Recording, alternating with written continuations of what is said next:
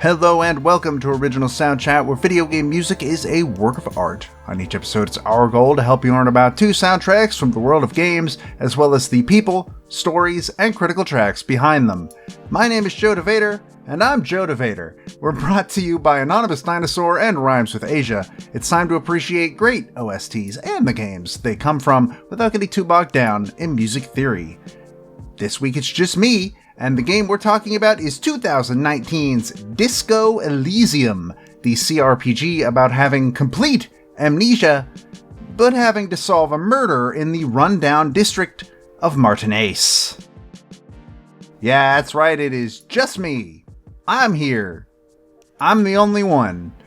Peter, like he mentioned last week, hard work week, so... You know, I'm perfectly fine to do a solo episode every now and again. I mean, you're the one that has to put up with it. And Peter, too, because I guess he has to edit the episode. So, like, the only one who doesn't lose in this scenario is me. If you really think about it. Anyways, what is the theme this week? The theme is Disco Elysium because it's the only game. I guess an alternative theme could be games about really pathetic people.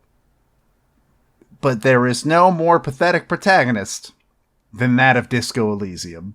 It is literally top tier pathetic. So, how am I doing? What am I playing?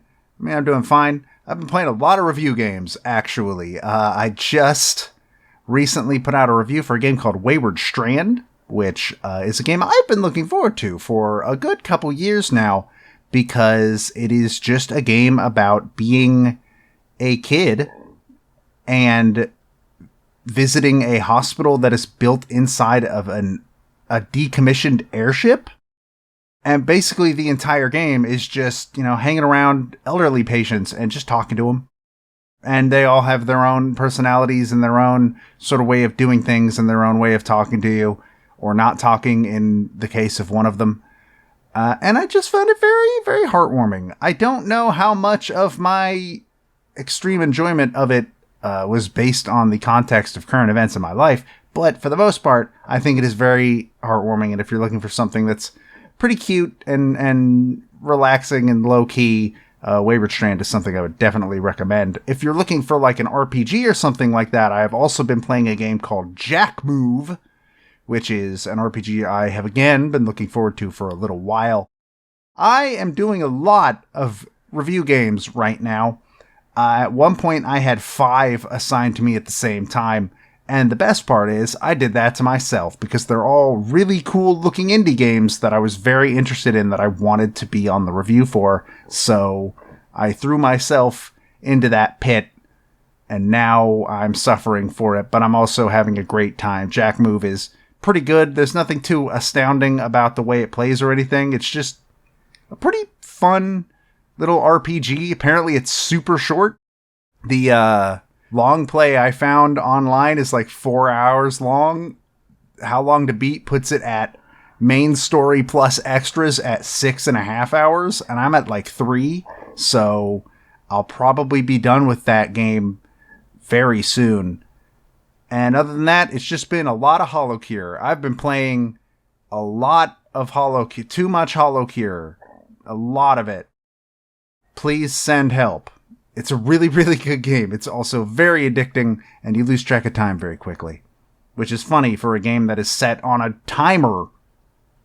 No composer follow-up news this week. Haven't really had time personally to go digging through all of the TGS stuff that happened over the past week, so we'll probably talk about that next week. It'll be a little late, but I don't think there was actually that much of note. Anyways, there was a bunch of Resident Evil stuff. I know they announced those Suikoden remasters. Those sound really cool. I've never played a Suikoden game. We have never talked about one, so that might be an opportunity to do so. We'll have to see. And they didn't announce a Silent Hill. Thank God. Alright. Speaking of sadness and the inevitable crushing entropy of the universe, let's talk about Disco Elysium. Disco Elysium was originally released for PC on October 15th, 2019, got a Mac release on April 27th, 2020, PlayStation 4, PS5, and the ever successful Google Stadia got a release of it on March 30th, 2021.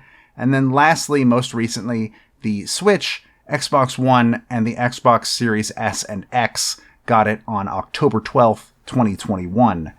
It was developed and published by Zaum. Z-A/U-M. Zaum? I don't actually know how it's supposed to be pronounced. The slash throws me off. Interestingly, though, it was self-published in most parts of the world, except in Japan, it was published by Spike Chunsoft. So that was kind of neat to learn. It seems like a game that's right up their alley, to be perfectly fair. So what is Disco Elysium? It is a classic-style CRPG. Now, if you've never heard of a CRPG, this is the first one we've ever talked about on this show, and to be perfectly honest, it might be the only one. I don't know. I can't imagine that is a genre that either of us are very experienced in. In fact, I'm pretty sure this is the only one I have ever played. CRPG stands for Computer Role-Playing Game, which is basically the name given to games that are played usually from an isometric perspective. In fact, I'm pretty sure always from an isometric perspective.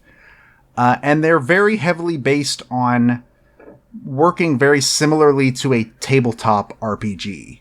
In fact, like, the most famous CRPGs out there are stuff like Neverwinter Nights or like Baldur's Gate, which are just straight up 100% like Dungeons and Dragons games. And for that reason, just like in a Dungeons and Dragons game, almost everything that happens in the story is influenced by virtual dice rolls that are modified by your various stats. And what sets Disco Elysium apart, kind of, from a lot of other CRPGs is there is no combat. None. I mean, there's stuff that could be considered combat, sort of, but for the most part, like, this game, completely devoid of all combat. And it's sort of more focused on talking to people and intuiting things from your surroundings and stuff like that to get the story done. And for that reason, every interaction with the world is a skill check. So you roll against one of 4 types of ability. There is intellect, psyche, physique, and motorics. Each of these types has 6 stats within them, and those are actually what you upgrade upon level up. You can choose the initial spread between the 4 categories when you start, and that decides how much you are actually able to upgrade certain stats. I don't know how else to describe it. One of the things you need to understand about Disco Elysium is there are a lot of moving pieces about this game, and it's very difficult for me to describe, but I'm gonna do my damn best. So these stats, these mini stats that are in the categories, they range from fairly basic ideas like empathy. Can you empathize with the people around you and understand and bring them to your side on that, to more complex and weird ideas like shivers, which I sort of interpreted it as like detective's intuition, where like the wind tells you things, essentially. The wind and like the shivers that go up your back and stuff like that. It's very difficult to explain. And the best part about Disco Elysium is that all of these abilities and stats, they talk to you constantly. They will try and nudge you certain ways on certain events. They'll try to convince you to try their ideas, do it their way. And they'll even like chastise you and mock you or be depressed when you fail at their checks. It's really, really fun. Stats can also be raised or lowered by wearing certain pieces of clothing, as well as through thoughts. Now, thoughts are another mechanic that is a little bit hard to explain, but sometimes during a conversation, whether it be with a person or with the stats in your own brain, suddenly you will trigger a train of thought that will lead to a concept, and you can take that concept and you can equip it, and it will slowly sort of finalize as you play. It takes a certain amount of time to fully set in. The example that the Wikipedia page gave, which is actually probably the best example because it's like the one I've heard 3 people talk about, is Hobocop. At some point, you can talk to someone or have a thought, and I don't remember exactly how it is triggered, but eventually your character will start thinking, you know, you'd sure save a lot of money if you just lived on the streets. If you just were homeless. Why don't I just do that? And so you trigger the thought Hobocop. And once you've leveled up the thought enough, you'll start to find like just trash on the ground that you can sell for money, which is something that you are usually pretty hard off for in this game. And it's that kind of thing. There's also just, I think the most famous one is probably, how do I put this? Disco Elysium is a game that violently dislikes the idea of middle of the road. There is no centrism in this game. There is fascist or there is communist. And it does it in a really funny way. And also, like, if you go fascist, the game is not nice to you, which is good. That's how it should go. But this can also go horribly wrong. I believe there is a very famous screenshot out there that's one of your stats telling you, like, all right, now here's what you're going to do. You're going to put all your brain power into not only coming up with a question about communism, but the question about communism. We're going to define communism with the question we're about to think up. And when you fail that check, the only options you get to pick are women the bourgeois? And number 2, wait, that's really bad. Surely I can come up with something else. And you are forced to select that first option because the second option just takes you back to the same choice. But now the first option's your only option. And it's stuff like that. Skill checks work that way, and it's really, really fun. For that reason, like, Disco Elysium might be one of the funniest games I've ever played. Because it's funny in, like, a really smart way. Like, it's not funny in the same sort of way as something like Undertale, where it's a lot of visual gags and stuff. It's just really funnily written, and failing checks is a little bit less frustrating when it leads to one of the funniest dialogue exchanges you could possibly have. Is great. There are also 2 HP stats, one being the traditional health, but the other being morale. So obviously if your health drops to 0, you die. If your morale drops to 0, you have a nervous breakdown and you give up. And these can be anything from your morale can go down if somebody says something really bad about you to your face, or if you fail to look cool doing something. And health can go down, obviously, if you, like, you can punch a wall, and that'll probably put your health down. People can punch you, that'll put your health down. You can take drugs and alcohol, which will raise your stats but lower your health. But also, you could lose health by just doing random things. At the very beginning of the game, there is a necktie on a ceiling fan, and you want that necktie, and you gotta get it. But if you try to get it without doing some things first, you have a very high chance of failing grabbing that necktie, at which point you will lose health for it. And if you do it too many times and fail too many times, you will have a heart attack and you will die. And that's in the first, 5 minutes of the game. It's great. Disco Elysium is great.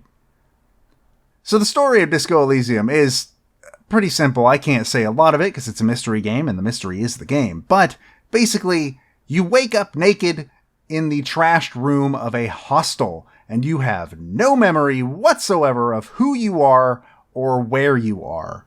When you leave the room, you meet Police Lieutenant Kim Kitsuragi, who informs you that you are actually a detective for the city of Revachol, and you are currently in the poverty-ridden district of Martinaise, to investigate a murder.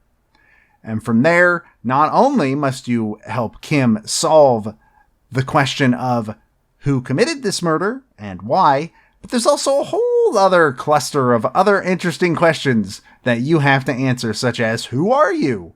And if you're a cop, hey, where's your badge, your car, and your gun? All of which seem to have gone missing.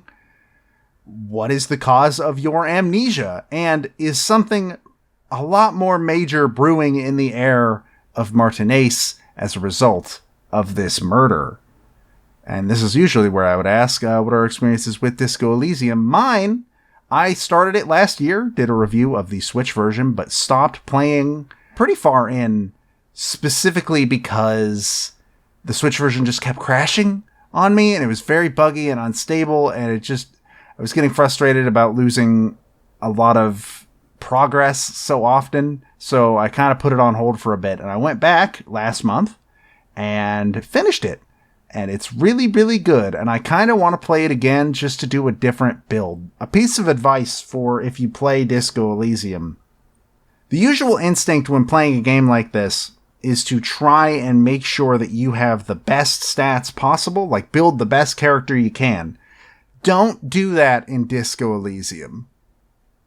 Figure out what kind of character archetype you want to play, and then cater your stat decisions to that. And also to, like, do you want to have a better chance of succeeding at this specific check? Alright, load some into there. I played as a very strong man who was very stupid, but really, really, really trying his best. And this led to some great things, like getting to roundhouse kick a racist. That was pretty cool. But also just like I was the least charismatic human being on the face of the planet. And at one point I had to convince some people to cooperate with me by, for some reason, deciding the best idea and the best way to go about that was to borrow Kim's gun and threaten to shoot myself. And that was a scene. I never found my gun, by the way. I found my badge and I found the car, but I never found the gun. So that was interesting when it came time to have a sequence where it really probably would have helped a lot to have a gun, but hey, what can you do? But yeah, Disco Elysium is a game you want to play as, like, what kind of person do you want to be? I think if I play again, I'm going to go for super smart, charismatic dude who is also, like, made of glass. And if somebody flicks him, he will shatter and die. I think that would be a lot of fun. I would love to be able to get some of the persuasion checks that I wasn't able to get as the character I was playing as before. I think that would be a lot of fun. So hopefully one day I will play again. And if you like really well-written games, like Disco Elysium is a game you absolutely 100% should look into. It's fantastic. So in terms of the development of this game, Zaum was founded in 2016 by Robert Kurvitz, who is an Estonian novelist who also served as the game's lead writer and designer. And this game actually had like a really interesting trajectory to coming into being. So the setting of the entire game is based on something that was come up with on a drunken evening of conversation with the band he was at that time a member of, in which they created this fictional world and kind of realized that, like, oh, you know what? This actually might be pretty good. We should, like, write this down. And so, with this thought, they started recruiting people to help flesh out this idea and make it into a full tabletop RPG. Then Kurvitz also wrote a book that took place in this world titled Sacred and Terrible Air, but book did not do well. Sold about 1,000 copies total, and sort of launched him into a depression. He also mentions having a problem with alcoholism for about 3 years after the book's failure. And he was able to pull himself out of all of that, and also helped a fellow novelist named Kar Kender pull himself out of a very similar situation. And out of gratitude, Kender kind of suggested that, hey, more so than a book, you might get more attention, and it might fit really well if you take this setting and you turn it into a video game. And Kurvitz had no experience in games at that point. He had never made one, as far as I can tell. He didn't play them. He was not a gamer, but after he gave it more thought, and some people gave him some more prods and pokes, convincing him in that direction, and also he saw some art that showed that Revachol, the setting, actually worked really well when viewed in an isometric format. And so he decided, yeah, you know what? Screw it. Let's try it. Let's make a game. The pitch for the game was a lot of sentences, but the one that I think actually fits the best with what we got was D&D meets a 70s cop show in an original, fantastic, realist setting with swords, guns, and motor cars. I don't think there were swords in the final product. If there were, I didn't find one. Would have been cool if I did.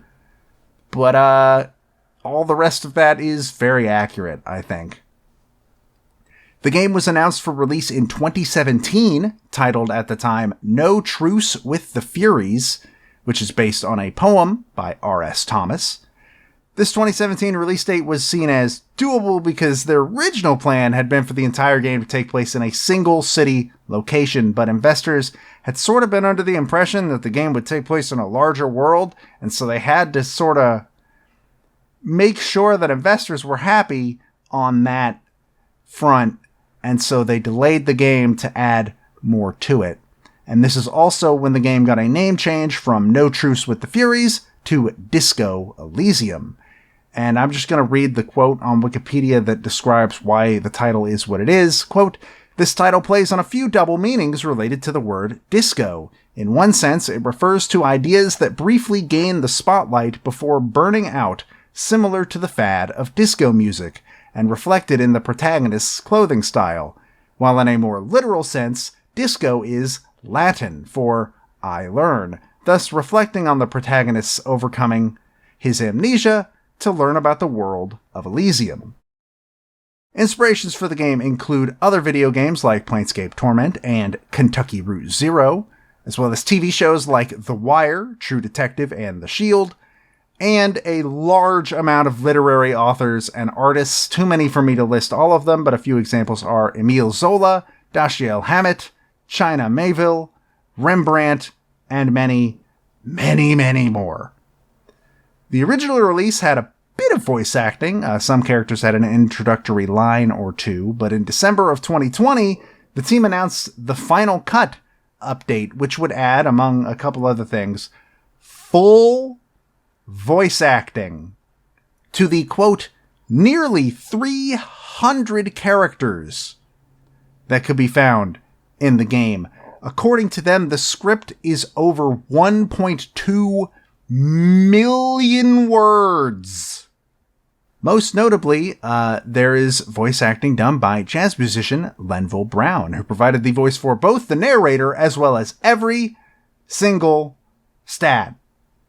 A recording of all of his lines took approximately 8 months of work, especially to sort of get down how he was going to voice the stats and have them all subtly feel a little bit different from each other to reflect what they represented. And when Disco Elysium came out, it reviewed almost universally incredibly well. 91 on Metacritic, largely praised for its writing, but there was at least one outlet that criticized that certain parts felt unfocused. I can see where that might be coming from, but I never felt like that was a problem. And in fact, the game actually jokes about that in the form of Kim sometimes being like, we can't just keep going on these wild tangents. Dude, we have to solve a murder. We have to solve a murder. What do we do? Why are we looking? What are we doing, dude? It's great. Kim is great. Kim is a saint, and I love him dearly. It was an Indie Awards darling. It was nominated for at least something at just about every show that you can think of. And it won quite a few awards as well. It actually swept at the Game Awards, where it won every award it was nominated for, being Best Narrative, Best Independent Game, Best Role-Playing Game, and Fresh Indie Game. It won Outstanding Achievement in Story at DICE, Best Narrative and Best Debut at GDC, Excellence in Narrative and the Matthew Crump Cultural Innovation Award at South by Southwest, as well as Debut Game, Music, and Narrative at the BAFTAs. And after the game's financial success, Kurvitz has announced plans for an expansion, as well as a full sequel. He also wants to make a tabletop RPG, as originally planned, and currently is working on an English-translated release of his book that takes place in the world of Elysium. A television series is also reportedly in development, having been announced in June of 2020. I don't see how that would be good. Disco Elysium feels like one of those concepts that would not work outside of a video game. But who knows? So, in terms of the music for Disco Elysium, it was done by a band known as Sea Power, though they were formerly known as British Sea Power, and before that, they were briefly known as British Air Power. They are an English alternative rock band currently made up of Jan Scott Wilkinson on vocals and guitar, Neil Hamilton Wilkinson on bass, vocals, and guitar, Martin Noble on guitar, Matthew Wood on drums, Bill Summer on cornet and keyboard, and Abi Fry on viola. They started gaining a following after they started hosting Club Sea Power, which was a club night that took place at 2 clubs and featured multiple support acts throughout. They released their first album, The Decline of British Sea Power, in June of 2003. It was a success, largely. And they are known, seemingly, for their very elaborate, highly decorated, and very antic-filled live shows. They apparently throw one hell of a live show. Also sounds super weird, but like in a fantastic way. And they're also known not only for that, but for the weird venues where they do these concerts. Apparently they've done a concert at the Czech Embassy in London, as well as Carnglaze Caverns in Cornwall and a bunch of other places. And so for this reason, and for the reason that like they sort of act like this personality-wise offstage as well, Sea Power apparently has a reputation for being a very eccentric group of people. And look, there is a lot. I opened the Wikipedia article and it was seemingly endless. And a lot of it was not stuff I would usually put in the show because it's just lists of like, then this album came out, and then this album came out. Like, they have done all sorts of stuff. They have hosted their own music festivals. They've performed on The Late Show back when David Letterman was still the host. They've done soundtracks for multiple documentaries. There's just way too much for me to fit into here.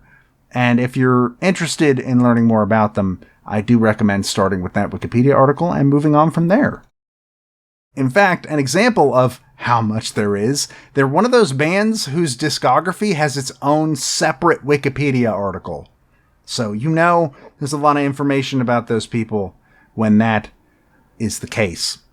But Disco Elysium appears to be their only work in games. They've released 8 studio albums, including one that released in February of this year.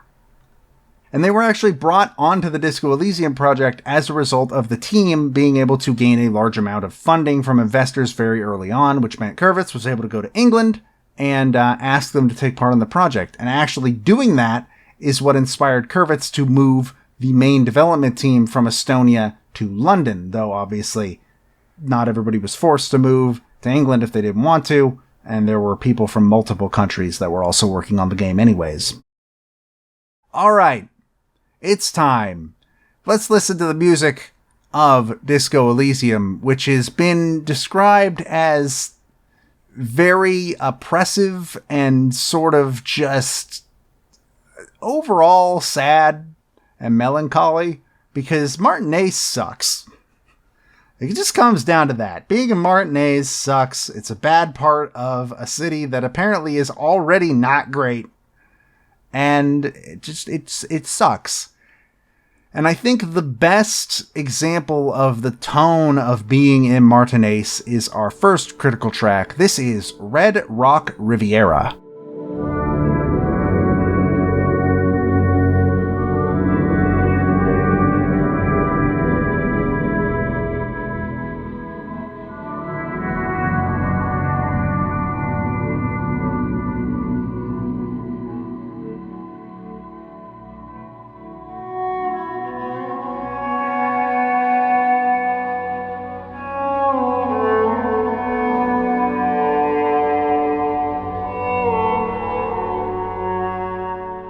This song plays in Martinaise Town Square.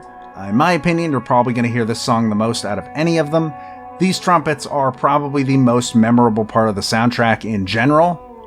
It is very, very, very simple, but just the tone and the feeling they give to being in this town square where you see like a lot of people whose lives just suck. There's a lot of homeless people. A lot of businesses are kind of just not good. They're not doing well. Pretty much everybody's getting ready to shutter. It's a not great place to be. And I think this song does the best job of sort of bringing that across with those trumpets that I'll probably remember for most of my life, honestly. But something just slightly happier is the music for the hostel that you are staying in, and it's very, very happy manager Gart. That poor man. This is critical track number 2, Whirling Cafeteria.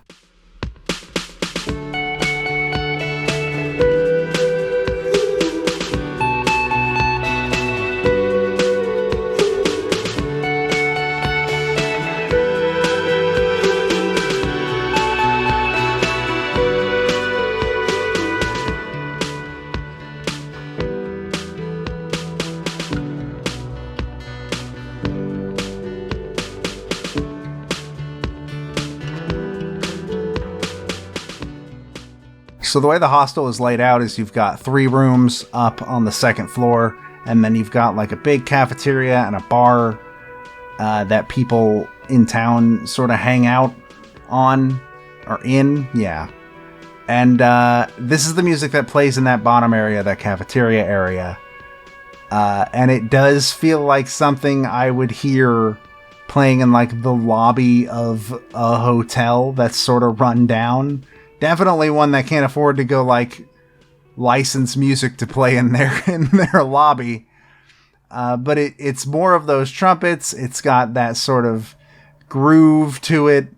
I don't know. This song is also one of those that I feel is very, very memorable. And you go into the Whirling in Rags, which is what the hostel is actually called. You go in there a lot, mostly because that's where you're staying. At least for most of the game, unless you find another arrangement, which you can get kicked out, by the way. You have to pay for the room every night. And again, money is very hard to come by in the early stages of Disco Elysium, so good luck. And yeah, I think this song's really good, and it's one of those less oppressive songs on the soundtrack. Following that, critical track number 3 is one that's here for me, because it's one of my favorite moments in the game, even though it literally has nothing to do with the main plot, or at least as far as I remember. This is critical track number 3, Dice Maker.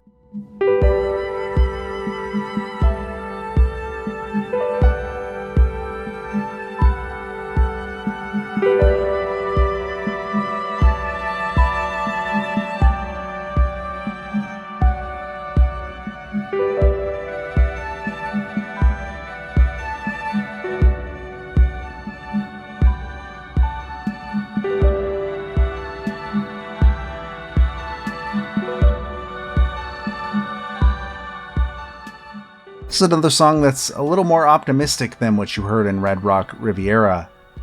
At some point, while exploring a certain area that I'm not going to say the name of, you encounter this lady who's just making her living making dice for people. Just making and selling dice. And that's it. That's all.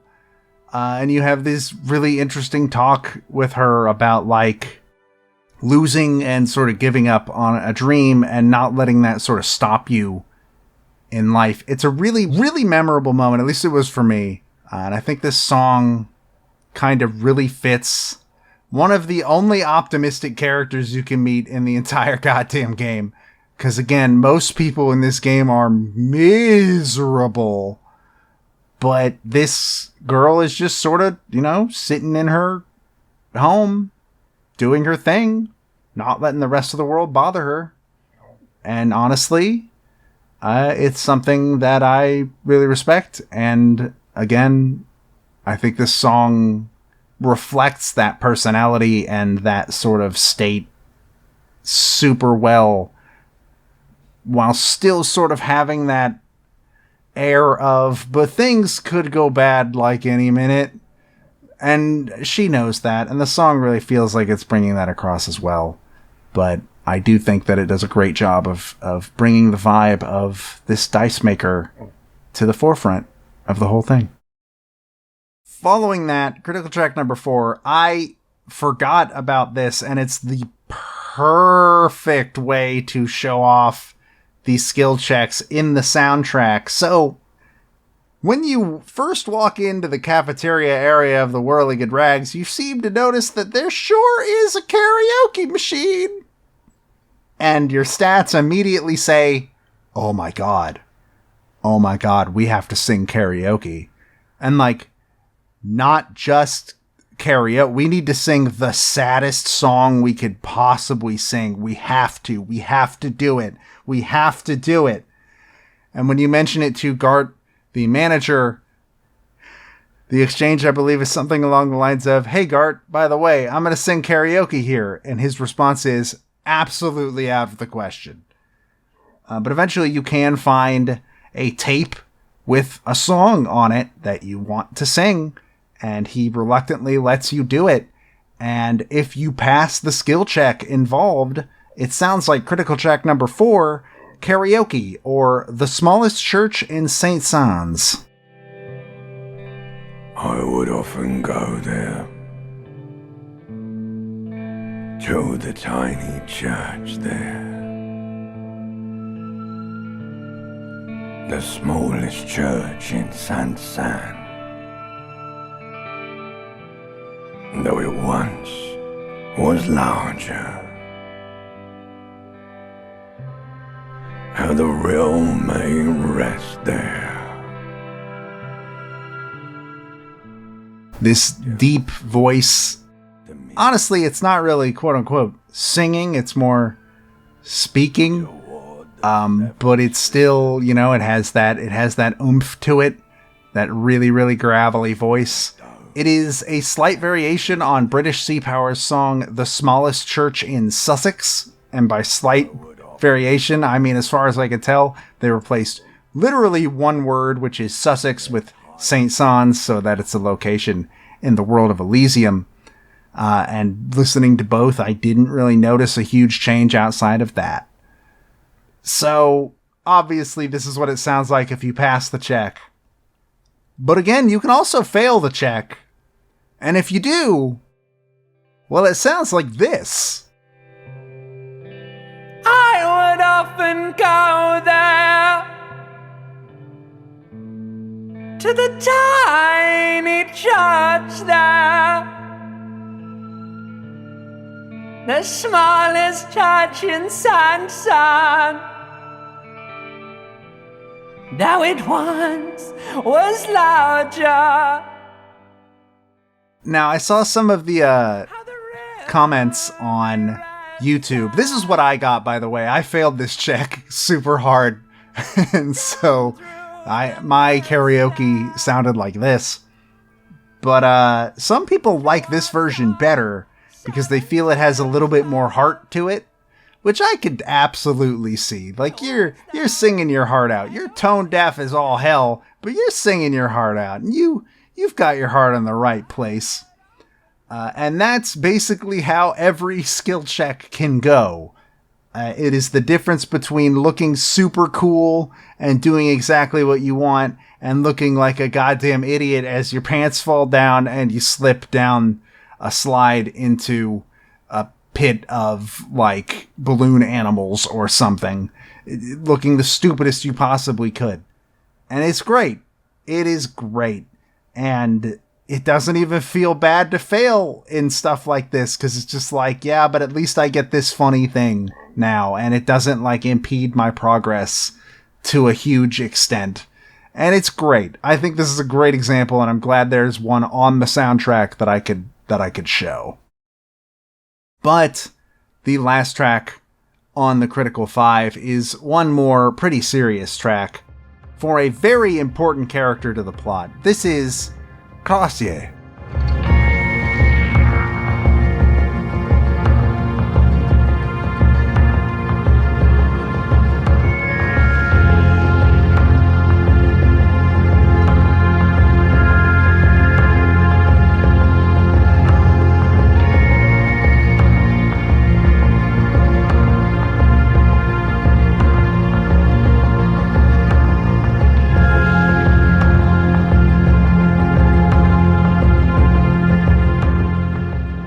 Classier is a woman that is staying in the third room in the hostel. So there's you, and then in the middle there's Kim, and then Classier's room is right there.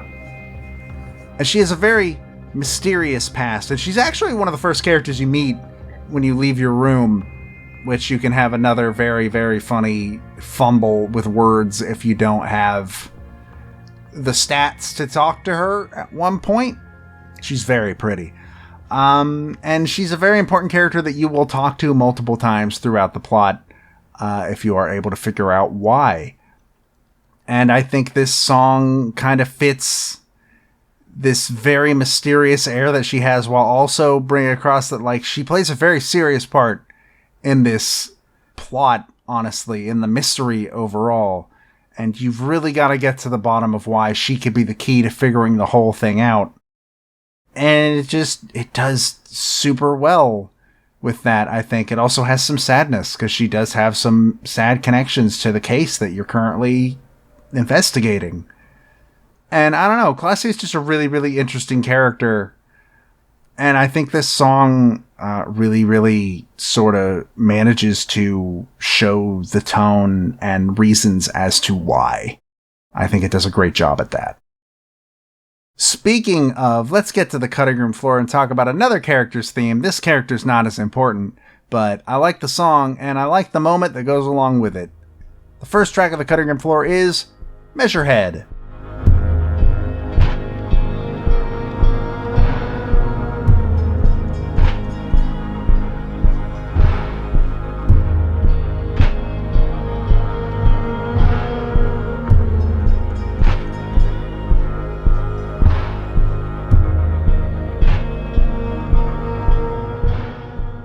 While investigating the murder, you kind of find out that there is a dock workers strike currently going on right now. And that has something to do with the case, perhaps. Who knows? And when you try to get into the dock to go talk to the boss, a very big, burly man named Measurehead stops you. And he starts telling you about all his racist philosophies and all this. And your options are essentially tell him to shove his head up where the sun don't shine and leave. Or you can agree with him, which I don't know how that ends up looking.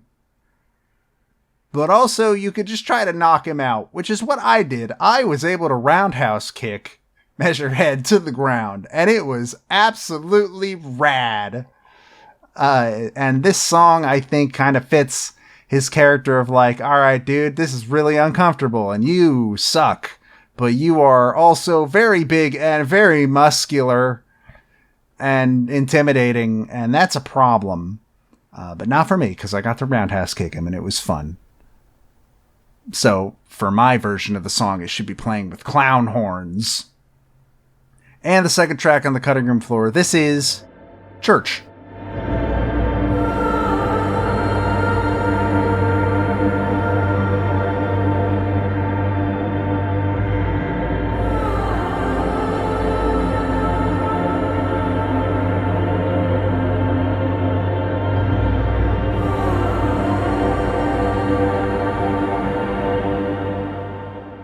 the music for another one of my favorite sequences in the game, which is you find this very run-down, abandoned church.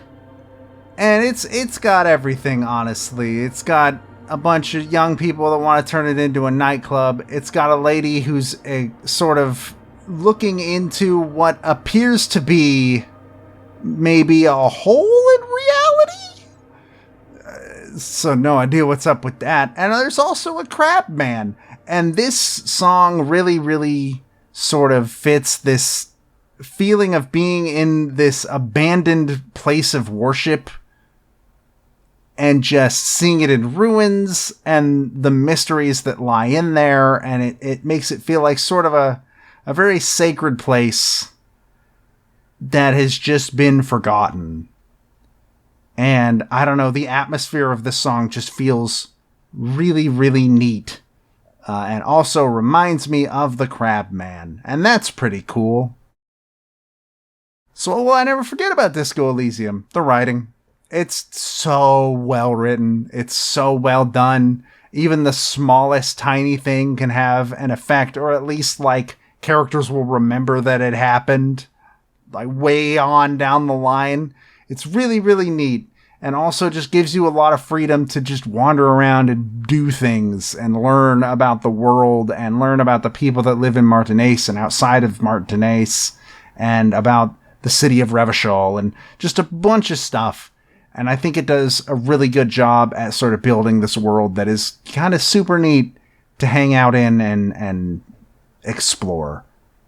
I don't know. If you want a really, really well-written game that is not like super skill-based and isn't really relying on you min-maxing your stats to the most optimal build. In fact, it discourages that because focusing too much on one stat could cause you to have like negative personality traits.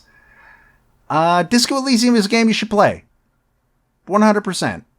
It is a game that is very good and you should absolutely play it.